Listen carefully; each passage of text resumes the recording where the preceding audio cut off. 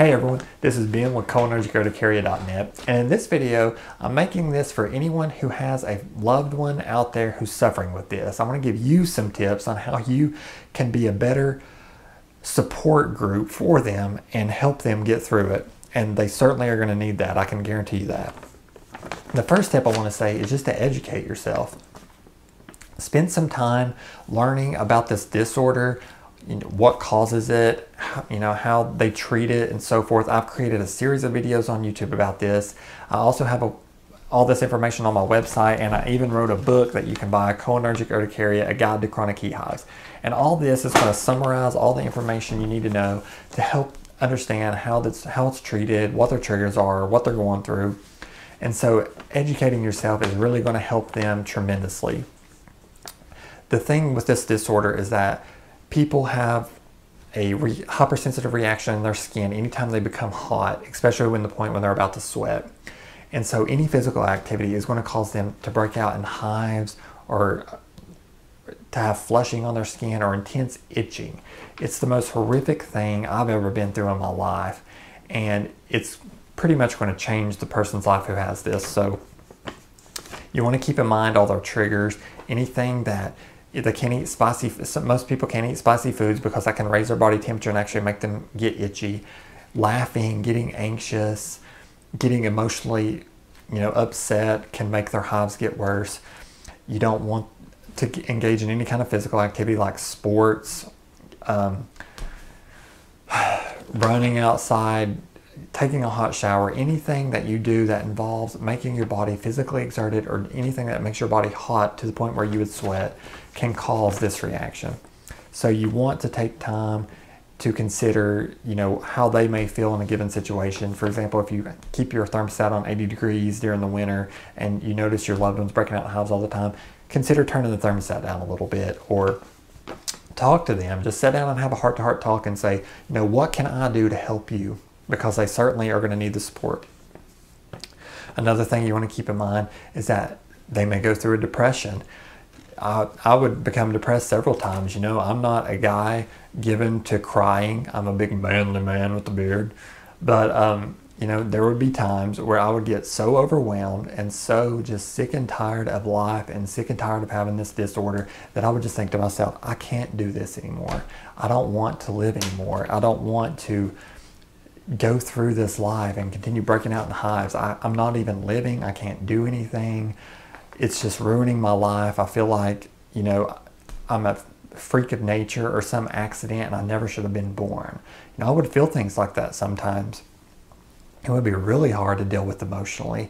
And so you have to realize that, not everyone goes through that maybe, especially those who have just a very mild case. But for people who have severe case of this, it can be a lot of emotional baggage there, and it's very hard to deal with. You want to be there for them, talk to them, offer them encouragement, show them that you love them. If you're a spouse, again, this goes back to taking everything into account and taking their feelings and their new situation into account. If you're a spouse, you have to keep in mind physical intimacy may cause a reaction. So you may have to talk to your spouse and sit down and have a heart-to-heart and say, how can we be physically intimate and in a way that's not going to cause you to have a hives attack. Another thing that's important is don't suggest it's all in their head. This is a real medical condition. This isn't caused by, I'm just imagining it in my head type thing. It's a physiological process. Your hypothalamus releases neurotransmitters and so forth to make your body sweat. And for some reason, in people with this disorder, the sweating process causes them to break out in hives. And it can come and go in some people. Some people had it in one study for an average of 7.5 years. Some people can have it for decades. Some people go on and off. I had it for over about 11 years, on and off. I would still have it today. I actually still have it if I eat off my diet, but I found a diet and some other things that I do that's really helped me overcome it, and I can live my life. I don't need antihistamines or drugs or anything like that. I just eat a diet. I exercise sometimes. I do a few other things, and that pretty much keeps my hives completely gone. But don't suggest it's in their head. Another thing is don't take them to a quack doctor. There are a lot of dumb doctors out there, and one of the hardest things to deal with is you feel so alone with this, and then you go to the doctor, and a lot of times what happens is they just want to throw medicine at it.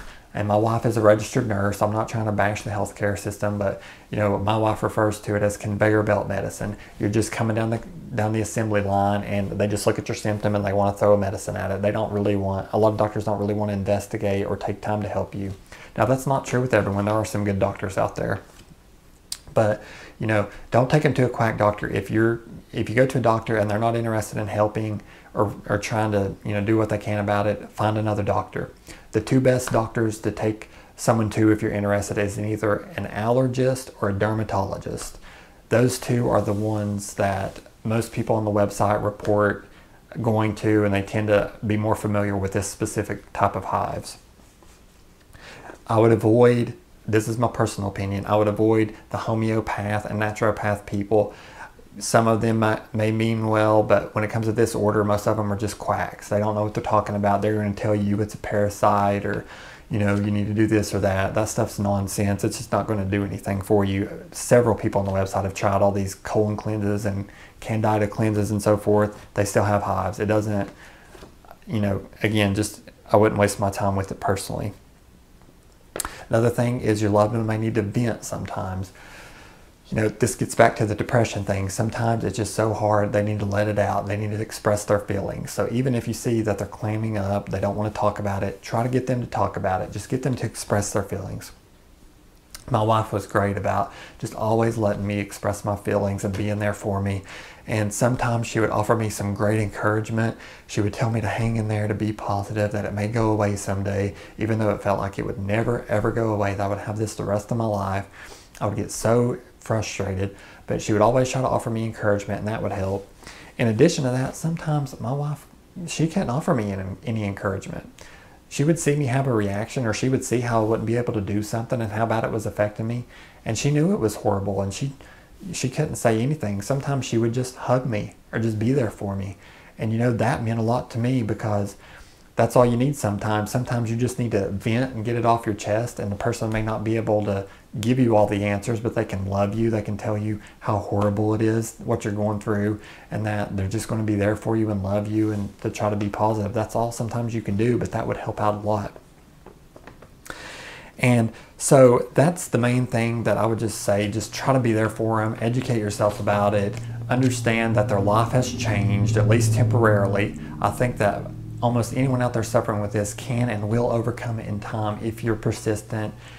I never gave up praying. I continued to look for everything I could. I tried so many things in my life, but I eventually did overcome this disorder. I've been like this for about 2 or 3 years now. So be there for them, love them, and do the best you can. I hope that helps you be a better support system for the loved one that you know who is suffering with this. Thank you so much for watching, and God bless.